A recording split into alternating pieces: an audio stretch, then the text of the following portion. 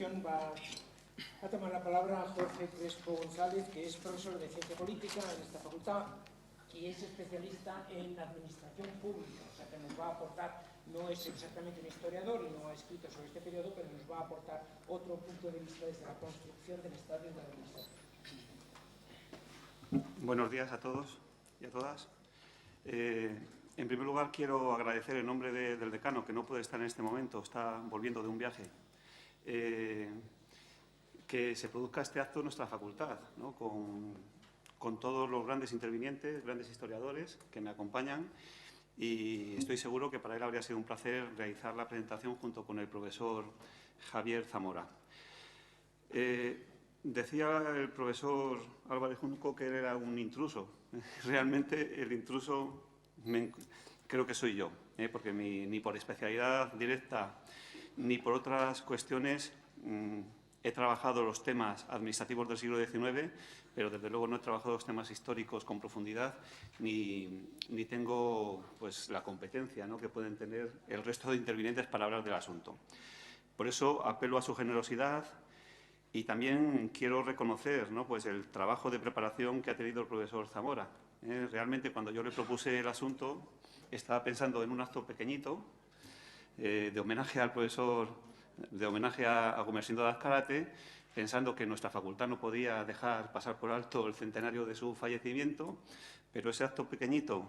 en el que yo tenía prevista pues, una pequeña intervención de algún familiar de Azcárate, de los descendientes, pues al final se ha convertido en este acto pues, con tantos intervinientes de tanto nivel y, por lo tanto, yo creo que ha demostrado sobradamente su capacidad para encabezar, ¿no?, con pocos recursos, empresas académicas de esta naturaleza, lo que es una buena noticia para nuestro centro y también para su departamento. Dicho eso, yo voy a hablar, como ha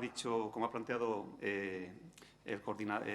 moderador de la mesa, de Azcárate en su dimensión administrativa, que es en lo que me encuentro un poco más competente. Para ello, voy a hacer una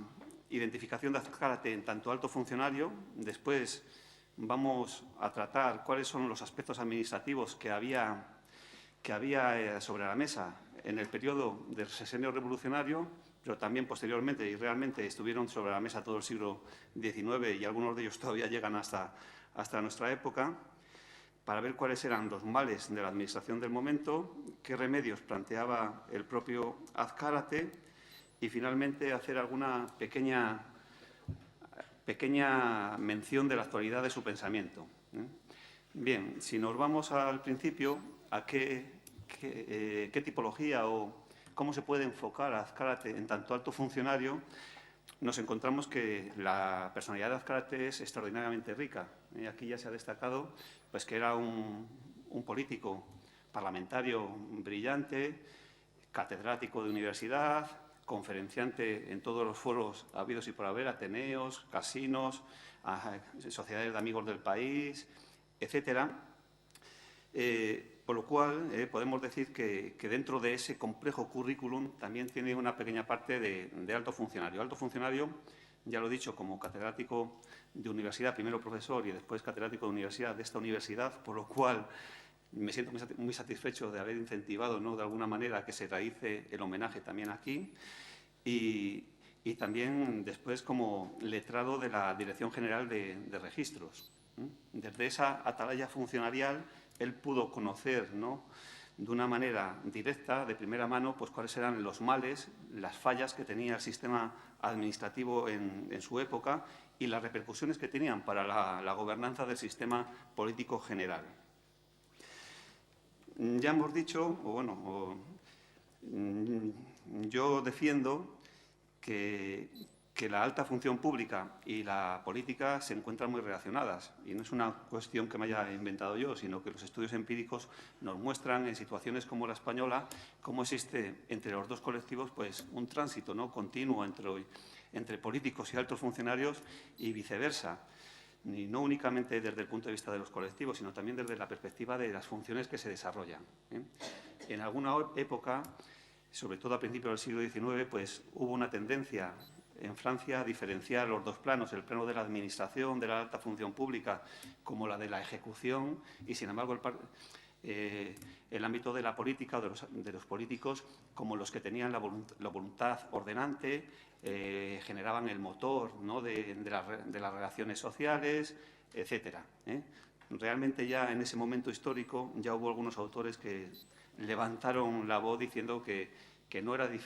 era posible diferenciar tan claramente los dos planos, puesto que la alta función pública genera, ¿no?, también consejo y auxilio a la función directiva, a la función política, y que, por lo tanto, en buena medida la influencian. Pues bien, desde esa posición hay que entender el planteamiento, la posición de Azcárate de una manera plural, de una manera rica, puesto que él no es un alto funcionario al uso, aunque forma parte de uno de los cuerpos más importantes, ¿no?, en la época y todavía hoy, con mayor prestigio, con mayor influencia, que son los de los catedráticos de universidad. Y en aquella época todavía más, pues que obviamente eran muchísimos menos los catedráticos y estamos en una España muy distinta desde el punto de vista de la formación superior. Pero es un alto funcionario que no es un alto funcionario al uso, en el sentido de que su influencia sobre la administración no deriva tanto de haber dirigido grandes organizaciones y haber gestionado grandes presupuestos, sino porque fue capaz de tener un liderazgo de carácter más basado en la autoridad, en su prestigio personal, que en la potestad. Es decir, no mandaba tanto por obligación, por haber tenido una posición jerárquica sobre la que finalmente dar indicaciones y que se hicieran cosas, sino porque tenía la capacidad de conocer la administración pública desde una atalaya importante, en este caso sobre todo la atalaya que le daba la universidad, y después también la capacidad de generar argumentaciones que permitieran motivar a la gente para activar su entendimiento y que se pudieran conseguir grandes cosas en lo que él pretendía, ¿no?, que era de alguna forma las reformas de las instituciones en nuestro país en un sentido netamente democrático y no caciquil, como muchas veces ocurría en aquellos momentos históricos. Esta posición le permitió desarrollar pues, bastantes de los papeles, ¿no?, que realizan los políticos y los altos directivos públicos en los roles que han planteado autores como Auerbach, Pullman y Rothman, en el sentido de que fue un gran defensor de la colectividad, un experto general, pero también un experto legislativo, técnico. También tuvo la capacidad de mediar entre posiciones de diferentes actores enfrentados, formular nuevas legislaciones, nuevos proyectos, etc. Bien, pues Azcárate, alto funcionario con una posición también política parlamentaria relevante, tuvo que afrontar desde el punto de vista teórico la situación de la administración pública en el año 1868, que es cuando se produce el Manifiesto de Cádiz, por el cual comienza la Gloriosa, ¿no?, que es el famoso manifiesto que finaliza con «Viva España con honra», ¿no? Pues bien, en ese manifiesto, que no es muy extenso, aproximadamente es media página, hay algunas indicaciones sobre qué ocurría en la administración. Se viene a decir que se ha levantado la nación en armas, porque no se cumple la Constitución, etcétera, pero al final también se traslada dentro de los considerandos que se ha muerto o que ha muerto el municipalismo, ha muerto el municipio y además la administración y la hacienda pues están prácticamente corrompidas. Entonces, estas son las dos grandes líneas, la gran línea en la que se focaliza la situación de la administración de la época. Se ha muerto el municipio, para ello significaba de alguna manera que se había realizado una gran centralización de las capacidades de actuación desde el punto de vista público a favor del Ejecutivo Nacional. Y después estaba la cuestión de la fatalidad, ¿no?, de que la administración pública y también la hacienda pues, estuvieran siendo perversamente gestionadas a favor de unos pocos. Bien. Sobre esto, el pensamiento de Azcárate se centró rápidamente en los 10 años en que aproximadamente hizo la mayoría de su obra, en ver qué significaba esto de la descentralización como problema, la burocracia, que también él lo identificaba como problema, la empleomanía, expedienteo, y cómo todo esto estaba relacionado con el caciquismo.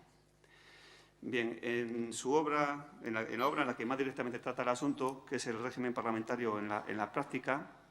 que es una obra de 1885, él ya nos avisa de que el Ejecutivo, a pesar de ese nombre tan poco rimbombante, sin embargo, tiene unas funciones a nivel del Estado muy potentes, tan potentes que viene a ocupar todas las demás ramas del poder, todas las demás, el resto de poderes, tanto el judicial como el parlamentario. Y, de alguna manera, eso había que resolverlo, porque además se reforzaba por la propia Administración. Él hacía un razonamiento histórico en el que planteaba que había desaparecido el absolutismo y que el poder del monarca absoluto se había derivado al poder ejecutivo, pero como el poder ejecutivo, y sobre todo en el caso español, era pues un poco transeúnte, no iba cambiando demasiado con el paso de los años, no era demasiado permanente, pues que finalmente el poder se había trasladado a la Administración, que es quien tenía la capacidad de mantener con carácter más permanente las grandes funciones del Estado. Bien, esta preponderancia del Ejecutivo finalmente había redundado en centralización de funciones, sobre todo a favor del Poder Ejecutivo. Y el Poder Ejecutivo había asumido, a juicio de Azcárate, tanto las funciones de los individuos, de los ciudadanos, como también de la sociedad y también de las instituciones locales. Azcárate era un gran defensor de la autonomía local y veía a los municipios como organismos vivos que no podían desaparecer y que además tenían una esfera de actividad propia que tenía que ser respetada por el Estado y que funcionaba además con independencia del mismo, porque de hecho los municipios o muchos de los municipios son anteriores al Estado como es conocido. Bien, ¿y qué entiende Azcárate por toda esta problemática? Pues por la centralización entiende fundamentalmente esto que he dicho, ¿no? Pues que el Poder Ejecutivo Nacional lo que viene a hacer es asumir todas las competencias en todos los aspectos de la vida social y administrativa. Por la burocracia entiende en este momento fundamentalmente el poder de los despachos, aunque él no lo dice de esta forma. No le da la categoría de tipología de poder, sino como una perversión del poder administrativo. Todavía no se había hecho la obra de Weber, Economía y Sociedad, que se publicó en el año veintitantos. Alude con mucha frecuencia a la empleomanía, como el anhelo que tienen grandes capas de población en España, sobre todo de tener puestos retribuidos en el ámbito público, ¿no? Como uno de los factores que finalmente dan lugar a que los ciudadanos o los individuos busquen el arrope del poder para poderse ganar la vida y de esa manera tener también pues, un ascensor social y una pantalla de prestigio. Y también alude al expedienteo, como el poder que da la gestión de los expedientes, ¿no? En el sentido de que el que tiene la capacidad de gestionar la vida de los mismos tiene un gran poder intraadministrativo, pero también de carácter social, un gran poder para beneficiar a los suyos, ¿no? Fundamentalmente a los caciques y compañeros de partido, pero también familiares, pero también para frenar los adversarios. Por eso, él insiste mucho de que todos estos males podrían resolverse con un conjunto de remedios y, entre ellos, da una grandísima importancia al procedimiento administrativo. Él da una gran importancia a que se genere un procedimiento administrativo que marque unas reglas en el funcionamiento de la Administración, que imponga que los expedientes tengan determinadas partes y determinadas fases, en las que haya que dar audiencia a los administrados, transparencia en el proceso, etcétera. Es decir, palabras que en la actualidad nos parecen prácticamente vividas, ¿no? Porque forman parte de nuestro acervo común, aunque quizá esto es decir mucho, ¿no? Cuando rascamos un poco en el funcionamiento real de la Administración pública, pero que, sin embargo, en aquel momento eran algo revolucionario, porque, de hecho, esta obra, la Ley de Procedimiento Administrativo de 1889, fue la primera ley que se hizo en el mundo sobre procedimiento administrativo y se adelantó casi 40 años a la siguiente, que fue la austríaca, ¿no? Lo que significa, por lo tanto, que tenía una dimensión y una visión muy importante su principal impulsador, que fue Gumersindo de Azcárate, en tanto parlamentario. Por eso cobra interés hacer esa diferencia que decía antes, en tanto alto funcionario y parlamentario atípico, ¿no? Porque era una persona que, sin tener capacidad o sin haber formado parte de gobiernos, no fue ministro, a lo máximo que accedió fue a ser, como se ha planteado antes, presidente del Instituto de Reformas Sociales, que era un cargo asimilable a director general, es decir, no era una altísima posición en la Administración. Sin embargo, tuvo la capacidad para introducir en el debate político y para que se aprobaran grandes cosas que todavía llegan hasta nuestros días. La Ley de Procedimiento Administrativo de 1889 se sigue citando en las exposiciones de motivos de las leyes de procedimiento administrativo que hemos tenido hasta nuestros días, incluso en la última, ¿no?, que ha entrado en vigor hace poco con las modificaciones del año 2015 y 2016. Precisamente tuvo una importancia muy relevante, valga la redundancia, porque no únicamente le daba ese valor técnico para ordenar el funcionamiento de la Administración, sino porque además le daba una profundidad, una carga de profundidad para la lucha contra el caciquismo, porque él pensaba que a la medida en que se pusiera transparencia a la Administración, estuviera todo organizado, se diera audiencia a los interesados, automáticamente el poder de los caciques iba a disminuir y sería todo más sencillo, ¿no? Al fin de cuentas,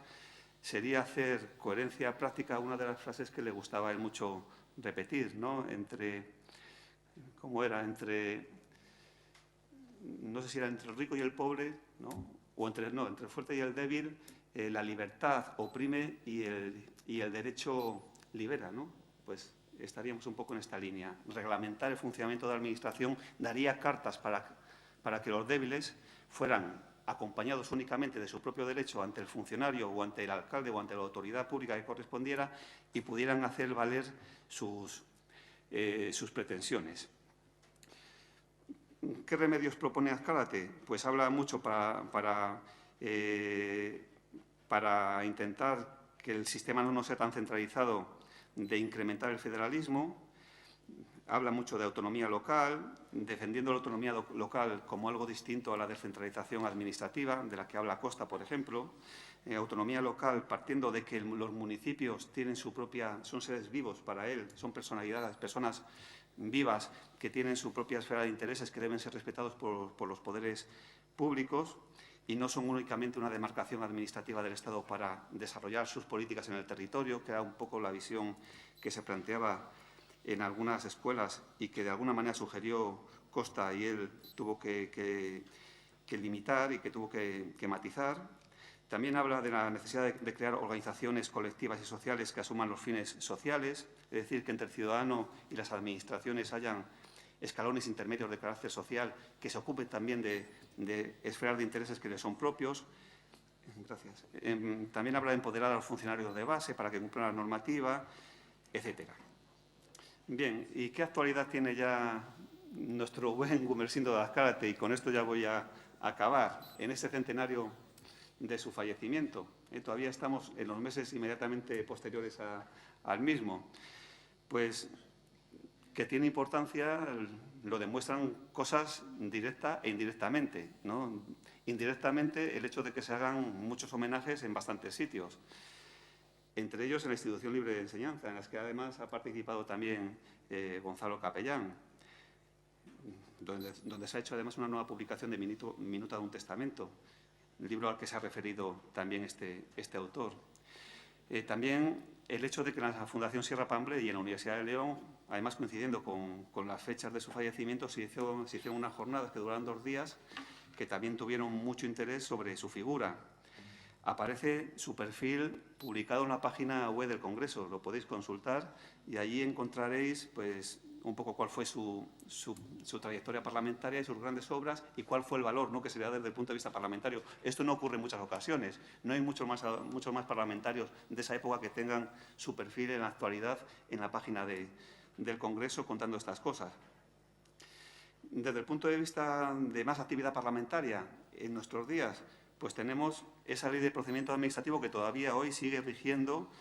algunos aspectos y se sigue teniendo como inspiración, como ya comenté antes.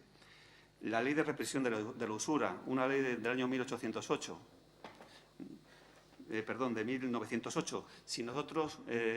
miramos un poco los diarios de sesiones, veremos cómo hay bastantes, ¿no?, referencias a esta ley, a la ley de Azcárate, como una ley que él impulsó también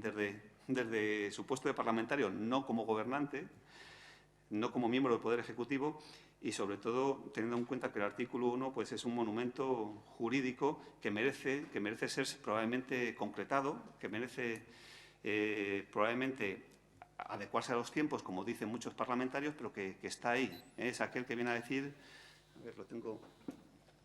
por favor,